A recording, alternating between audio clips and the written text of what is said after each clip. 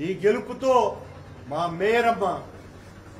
మేరమ్మ లాంటి సౌమ్యురాలు రాష్ట్రంలో కాగడా పెట్టి వెతికినా కూడా దొరకదు. అలాంటి మేరమ్మను దించడానికి కూడా వేసినటువంటి కుట్రే ఈ డిప్యూటీ మేయర్ ఎన్నిక. ఆవిడ్ని దించాలని వెంటనే ప్రయత్నాలు చేస్తున్నారు. మరింత పోరాటాలు చేస్తాం.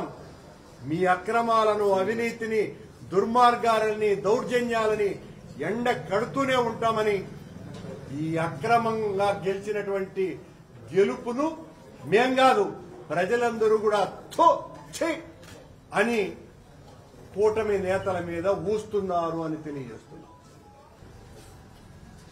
జగనన్న కోసమని, మా కోసము, వైఎస్ఆర్ కాంగ్రెస్ పార్టీ కోసమని ఎన్ని ఒత్తిళ్లకు కూడా లొంగకుండా మిమ్మల్ని భయపెట్టి భయభ్రాంతుల్ని చేసి ప్రలోభాలకు గురి చేసిన ఏమాత్రము లొంగకుండా ఓటు వేసిన నా 21 మంది కార్పొరేటర్లకు చేతులెత్తి చాలా మంచి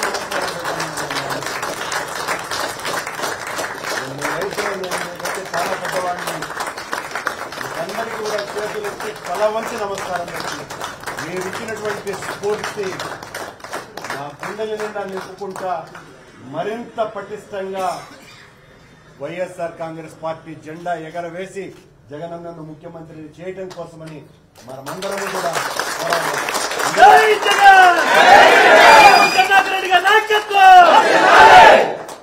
మా భాస్కర్ కూడా వ్యాపారాలు ఉన్నాయి.